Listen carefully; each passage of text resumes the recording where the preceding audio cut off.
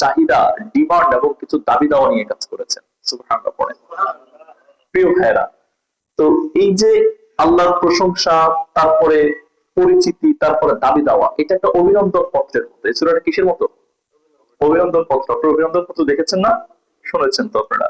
যখন কারো অভিনন্দন পাঠ করা হয়, তখন যিনি গেস্ট তার ব্যাপারে একটা চমৎকার করে একটা প্রেজেন্টেশন করা হয়, প্রশংসা করা হয়। তিনি আমাদের হয়তো জননেতা, অথবা আমাদের সমাজের বড় কোনো মুখ, অথবা কোনো একজন সম্মানিত ব্যক্তি, হ্যাঁ, আবেদন করা। তো পত্র পাঠের মধ্যে, ঠিক আছে, তো আল্লাহ তাআলা এই সূরাতে এমন ভাবে সাজিয়েছেন, এটা একটা অভিনন্দন পত্রের মতো। সুবহানাল্লাহ পড়েন। এই সূরার মধ্যেখানে আল্লাহ তাআলা পরিচয় তুলে ধরেছেন। অভিনন্দন পত্রের মিডল পন্থায় হচ্ছে যিনি চিফ গেস্ট থাকে তার পরিচয় তুলে ধরা হয়, এবং শেষ ভাগে হচ্ছে মানুষ তার কাছে কি চায়, তিনি মানুষের কাছে কি পৌঁছাতে চায়, সেটা একটা দাবি দেওয়া, কিছু আদান প্রদানের ব্যাপার স্যাপার সেখানে